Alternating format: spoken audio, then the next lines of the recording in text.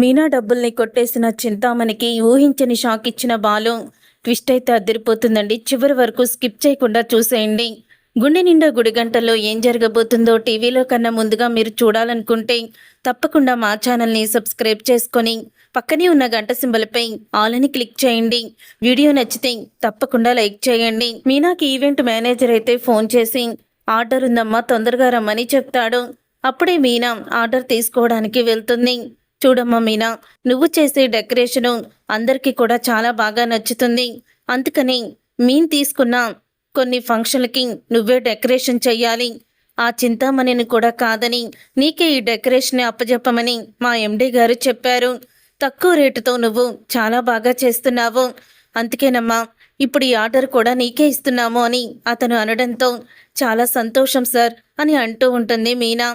అప్పుడే ఇక అతను, ఇదిగోమ్మా క్యాష్ మొత్తం కూడా 2.5 లక్షలు ఈ సంచిలో పెట్టిస్తున్నాను. అలాగే రిసిప్ట్ కూడా, అంటే నీకు మేము అమౌంట్ ఇచ్చినట్టు రిసిప్ట్ కూడా రాసి ఈ సంచిలోనే పెట్టాను. నువ్వు ఎల్లుండే ఈ ఫంక్షన్కి మొత్తం కూడా డెకరేషన్ చేయాలి. రేపే దీనికి కావాల్సిన ఫ్లవర్స్ అన్నీ కూడా తీసుకొచ్చుకో అని అతనైతే చెప్తాడు. అలాగే సార్, తప్పకుండా చేస్తాను అని చెప్తూ ఉంటుంది మీనా. ఇంతలో చింతామణి ఆ ఈవెంట్ మేనేజర్కి ఫోన్ చేస్తుంది. సార్, ఏంటి, నాకు ఇప్పుడే ఒక ఇన్ఫర్మేషన్ వచ్చింది. నేను తీసుకోవాల్సిన ఆర్డరు నేను చేయాల్సింది మీనాకి ఇచ్చారంట, ఎందుకిచ్చారు అని అడుగుతూ ఉంటుంది చింతామణి. అప్పుడే అతను, ఏంటమ్మా నీకు ఇచ్చేది? ముందేమో మీనా కన్నా తక్కువగానే చేస్తున్నానని చెప్తున్నావు, చివరికి వచ్చేసరికి పూలు వాడిపోయాయి, లేకపోతే అవి బాగోలేదు ఇవి బాగోలేదంటూ ఇంకా కస్టమర్ల దగ్గర డబ్బులు ఎక్కువ తీసుకొని నాసి రకం ప్లాస్టిక్ పువ్వులు వాడి డెకరేషన్ను తూతు మంత్రంగా చేసేస్తున్నావు. అందుకని నీ చేత డెకరేషన్ చేయిస్తే వేరే ఈవెంట్కి మేము ఫంక్షన్ అప్పచెప్తామని వాళ్ళు అంటున్నారు. ఒక డెకరేషన్ విషయంలో మేము కస్టమర్ని కోల్పోలేము. అందుకని నీ ఆర్డర్ అన్నీ కూడా క్యాన్సిల్ చేసి మీనాకి ఇచ్చాము. ఇప్పుడే ఫుల్ అడ్వాన్స్ కూడా ఎండి గారు మీనాకి ఇచ్చారు. తను ఇప్పుడే తీసుకువెళ్తుందని అతను అనడంతో ఫోన్ పెట్టేసి చింతామణి కోపంతో రగిలిపోతూ ఉంటుంది. రే, అటువైపు మనకు తెలిసిన రౌడీలు ఎవరైనా ఉన్నారా? ఫోన్ చెయ్యి అని అడుగుతూ ఉంటే, ఇప్పుడే చేస్తాను అని ఫోన్ అయితే పిఏ చేస్తాడు. చేసిన తర్వాత ఇక రౌడీలు అయితే, ఇక్కడే ఈ ఏరియాలోనే ఉన్నాము, చెప్పండి ఏం చెయ్యాలి అని అడుగుతూ ఉంటారు. అప్పుడే చింతామణి ఫోన్ తీసుకొని, రే, మీ వాట్సాప్కి నేను ఒక అమ్మాయి ఫోటో పంపించాను. తను స్కూటీ మీద వస్తూ ఉంటుంది. మీరు తన మీద దాడి చేసి తన దగ్గర డబ్బు సంచి ఉంటుంది, అది తీసుకొని నా దగ్గరికి రండి అని రౌడీలకైతే చెప్తుంది.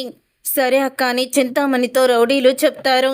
తరువాత మీనా అదే రూట్లో స్కూటీ మీద వస్తూ ఉంటుంది. అది చూసిన రౌడీలు, అక్క పంపించిన ఫోటో ఈమెదేరా, పద దాడి చేద్దాము అని రౌడీలిద్దరూ కూడా మీనాని అడ్డుకుంటారు.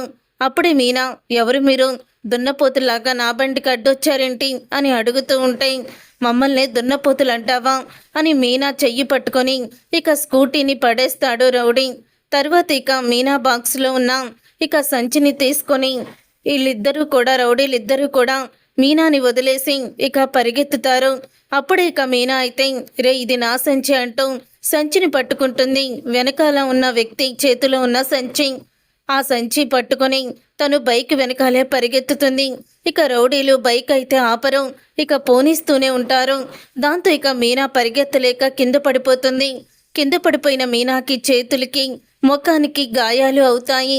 చుట్టుపక్కల వాళ్ళు ఇక మీనాని చూసి ఇక వెంటనే హాస్పిటల్కి తీసుకువెళ్తారు.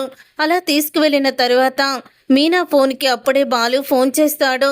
ఇక అక్కడికి హాస్పిటల్కి తీసుకువెళ్ళిన వ్యక్తులు ఫోన్ లిఫ్ట్ చేసి, ఈ ఫోన్ చేసిన ఈ అమ్మాయి పాపం గాయాలతో హాస్పిటల్లో ఉంది సార్, మీరెవరో తొందరగా రండి, మీకు తెలుసుంటే అని వాళ్ళైతే చెప్తారు. అప్పుడే బాలు పరుగు పరుగున హాస్పిటల్కి అయితే వస్తాడు. వచ్చిన తరువాత మీనాని చూసి ఇక షాక్ అయిపోతూ, ఏమైంది మీనా, చేతికి ముఖానికి ఆ గాయాలేంటి, ఏం జరిగింది అని అడుగుతూ ఉంటే, అప్పుడే మీనా బాలుని చూసి ఇక చాలా ఏడుస్తుంది, ఎమోషనల్ అవుతుంది. 2.5 లక్షండి, కొట్టుకు వెళ్ళిపోయారు, నా దగ్గర లాక్కొని డబ్బు మొత్తం తీసుకువెళ్ళిపోయారు. ఒక ఆర్డర్ తీసుకొని నేను ఇంటికి వస్తున్నాను. ఆ డబ్బులు మొత్తం పేమెంట్ అంతా కూడా ఇచ్చేశారు. చాలా ఆనందంగా ఇంటికి వస్తుంటే ఆ డబ్బులున్న సంచి ఇద్దరు రౌడీలు నన్ను అడ్డకించి ఆ సంచిని తీసుకొని వెళ్ళిపోయారు. ఆ డబ్బు కోసం నేను వెనకాలే పరిగెత్తాను, కానీ వాళ్ళు నాకు అందలేదు అని అంటూ ఉంటే, అసలు ఎవరై ఉంటారు ఆ రౌడీలు అని అని అడుగుతాడు బాలు.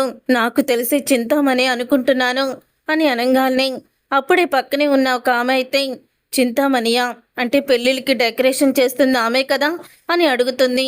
అవును ఆమె అని అనగానే, అయితే ఉండండి, మా అక్క అక్కడే పనిచేస్తుంది, ఏమన్నా తెలిసేమో అడుగుతాను. ఆ సంచి ఏం రంగమ్మా అని అడుగుతూ ఉంటుంది మీనాని. పసుపు రంగక్క అని మీనా చెప్పడంతో వెంటనే ఆమె చింతామణి వాళ్ళ ఇంట్లో పనిచేస్తున్న వాళ్ళ అక్కకి ఫోన్ చేస్తుంది. అప్పుడే చింతామణి కారులో దిగుతూ ఉంటుంది. చెప్పే ఏంటి, ఎందుకు చేసావు ఫోన్ అని అడుగుతూ ఉంటే, ఏం లేదక్క, చింతామణి ఇంటికి వచ్చేటప్పుడు తన చేతిలో ఏదైనా సంచి ఉందా అని అడుగుతుంది. ఆ ఉంది, పసుపు రంగు సంచి ఉంది అని అనగానే అప్పుడే ఇక సరే అక్క, నేను తర్వాత క్లియర్గా చెప్తాను అని ఫోన్ పెట్టేస్తుంది. నీ అనుమానం నిజమేనమ్మా, చింతామణియే నీ డబ్బు కొట్టేసింది. ఇప్పుడే తన ఇంటికి పసుపు రంగు అలా సంచితోనే వచ్చిందట అని అనగానే ఇక ఆ మాట విని బాలు అయితే కోపంతో రగిలిపోతూ ఉంటాడు. ఇంతలో అక్కడికి రవి శృతి అయితే వస్తారు. వచ్చిన తర్వాత జరిగిందంతా తెలుసుకొని, అసలు ఈ చింతామణి లాంటి వాళ్ళు ఇంకా ఇలా డబ్బులు కొట్టేసే వాళ్ళు ఉన్నారా, ఎదుటి వాళ్ళని దెబ్బ కొట్టి ఆ డబ్బుతో అసలు ఎలా బ్రతుకుతారు, ఎదుటి వాళ్ళని ఏడిపించి డబ్బు దోచుకునే వాళ్ళు ఉన్నారు, అలాగే డబ్బున్న వాళ్ళ దగ్గర డబ్బు దోచుకొని పేదలకి పంచే మంచి వాళ్ళు ఉన్నారు అని చెప్తుంది శృతి. ఏంటి శృతి, ఎటూ సంబంధం లేకుండా మాట్లాడుతున్నావు అని అడుగుతాడు రవి.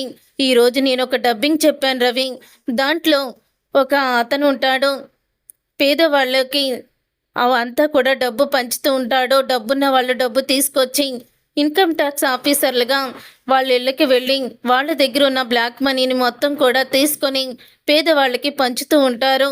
దాంట్లో ఒక లేడీ కూడా ఉంటుంది, తన వాయిస్ నేను చెప్పాను డబ్బింగు అని శృతి అనడంతో అప్పుడే బాలు శృతిని రవిని బయటికి తీసుకువచ్చి, శృతి ఇప్పుడు నువ్వు చెప్పావే, ఇప్పుడు మనం అదే ప్లాను వేసుకొని ఆ చింతామణి ఇంటికి వెళ్తున్నాము అని బాలు అంటాడు. వావ్ బాలు, నాకు ఇలాంటివంటే చాలా ఇష్టం, పద వెళ్దాం అని అంటుంది శృతి. వద్దన్నయ్య, రిస్క్ అవుతుంది, అసలే ఆ చింతామణి దగ్గర రౌడీలు ఎక్కువ ఉంటారు అని రవి అనడంతో, ఇంత పిరికివాడు ఏంటి రవి, బాలు రవిని స్కిప్ చేసేయి మనకొద్దు అని అంటూ ఉంటుంది శృతి. సరే నేను వస్తాను, స్కిప్ ఎందుకు చేయడం, అయినా ఏం జరిగినా మీరిద్దరు ఉన్నారు కదా అని రవి అయితే ఒప్పుకుంటాడు. ఇంకో ఇద్దరిని, రాజేష్ని అలాగే కారు డ్రైవర్లు ఇద్దరిని తీసుకొని వాళ్ళు అందరూ కూడా ఇక ఇన్కమ్ ట్యాక్స్ ఆఫీసర్ లాగా ఫేక్ ఐడి కార్డులు వేసుకొని ఇక టక్కు చేసుకొని ఆఫీసర్ లాగే చింతామణి ఇంటి దగ్గరికి వెళ్ళి ఉంటారు పక్కన నుంచొని. ఇంతలో చింతామణి బయటికైతే వెళ్తూ ఉంటుంది. ఎవరొచ్చి ఏ ఆర్డర్ ఇస్తామన్నా తీసుకోండి, ఏదైనా ప్రాబ్లం అయితే నాకు ఫోన్ చెయ్యండి అని చెప్పి చింతామణి ఇంట్లో నుంచి బయలుదేరుతుంది. చింతామణి అలా ఇంట్లో నుంచి బయలుదేరిన తర్వాత అప్పుడే ఇక చింతామణి ఇంట్లో లేని సమయం చూసి ఇన్కమ్ ట్యాక్స్ ఆఫీసర్లుగా అందరూ కూడా లోపలికి వచ్చేస్తారు. అలా వచ్చేసిన తర్వాత అప్పుడే ఎవరు మీరు, ఏమన్నా ఫంక్షన్కి డెకరేషన్కి ఆర్డర్ ఇవ్వడానికి వచ్చారా అని అక్కడ ఉన్న అతను అడుగుతూ ఉంటే, మేము ఇన్కమ్ ట్యాక్స్ ఆఫీసరము, మీ దగ్గర అక్రమంగా సంపాదించిన డబ్బు ఉందని మాకు ఇన్ఫర్మేషన్ వచ్చింది, అందుకనే వచ్చాము అని అడుగుతూ ఉంటారు. అలా అడగంగానే చెప్పంగానే మా అమ్మగారు ఇప్పుడే బయటికి వెళ్ళారు, ఫోన్ చేస్తాను అని అతను ఫోన్ చేయబోతూ ఉండగా, ఫోన్లు కానీ ఎవరికి మీరు ఫోన్ చేయకూడదు అని ఫోన్లన్నీ తీసి శృతి అయితే సంచిలో వేసేస్తుంది. ఇక అందులో ఒక అతను అయితే మరొక ఫోన్ తీసి చాటుగా చింతామణికి ఫోన్ చేయబోతూ ఉండగా అప్పుడే శృతి అయితే హిందీలో అతన్ని చడామడా తిట్టేసి ఫోన్ తీసుకొని సంచిలో వేస్తుంది.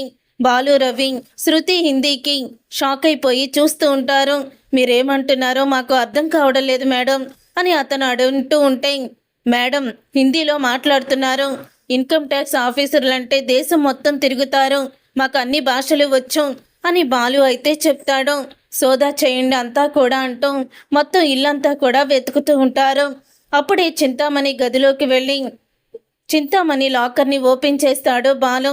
ఓపెన్ చేయగానే పసుపు రంగు సంచి అయితే కనపడుతుంది. ఇక ఆ సంచిలో 2.5 లక్ష, అలాగే తను ఆర్డర్ తీసుకున్నట్టు రిసిప్ట్ అన్నీ కూడా ఉంటాయి. ఇక అదే సంచిని మిగతా డబ్బు కానీ నగలు కానీ ముట్టుకోకుండా మళ్ళీ తలుపు వేసేసి బాలు బయటికి వస్తాడు.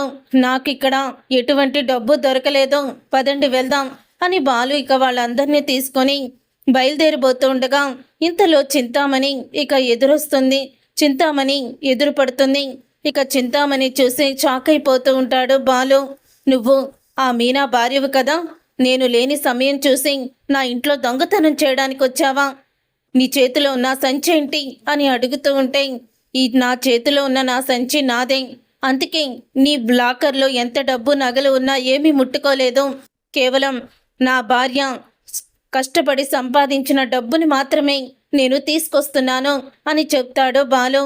అది నీ భార్య సంపాదించింది అని నువ్వెలా చెప్తావు? మా ఇంట్లో నువ్వు దొంగతనానికి వచ్చావని ఇప్పుడే పోలీసులకి ఫోన్ చేస్తాను అని చింతామణి అయితే చెప్తుంది. అప్పుడే ఇక చింతామణి మాటలకి బాలు, నేను భయపడిపోతాననుకుంటున్నావా? నేను అస్సలు కూడా భయపడను. నువ్వు చేసిన పనికి నా భార్య హాస్పిటల్లో గాయాలతో ఉంది. ఈ సంచిలో నా భార్య ఆర్డర్ ఒప్పుకున్నట్టు రిసిప్ట్ కూడా వాళ్ళు ఇచ్చారు. అది కూడా నా భార్య పేరు మీదే, నా భార్య సంతకం కూడా ఉంటుంది. పోలీసులు వస్తే నేను చూపిస్తాను అని బాలు అయితే చింతామణికి షాక్ ఇస్తాడు. ఎదుటి వాళ్ళని తొక్కేస్తూ పైకొస్తే వాళ్ళ మధ్యలోనే ఆగిపోతారు. ఇప్పటి వరకు నువ్వు అలాగే చేశావు, కానీ మీనాలాగా న్యాయంగా చేసిన వాళ్ళు ఎప్పటికైనా పైకి వస్తారు. నువ్వు ఇక బాగుపడవు అని బాలు అయితే తిడతాడు. ఇంకోసారి నా భార్య జోలికి వస్తే ఈసారి నేను కూడా నీకులాగే ఆలోచించాల్సి వస్తుంది. గుర్తుపెట్టుకో, నీకులాగా రౌడీలు పెట్టుకోను, నేనేమి డైరెక్ట్గా నీ మీద అటాక్ చేస్తాను అని బాలు అయితే చింతామణికి వార్నింగ్ ఇస్తాడు. చూసారుగా ఫ్రెండ్స్, రాబోయే కథలో ఖచ్చితంగా ఇలాగే జరగబోతుంది. మరి చింతామణి ఇప్పుడు బాలు చేసిన పనికి రివెంజ్ తీర్చుకుంటుందా, అసలేం జరగబోతుందనేది రాబోయే కథలో తెలుసుకుందాం. ఈ వీడియో గనక మీకు నచ్చితే తప్పకుండా లైక్ చేసి ఛానల్ని సబ్స్క్రైబ్ చేసుకొని పక్కనే ఉన్న గంట సింబల్పై ఆలని క్లిక్ చేయండి.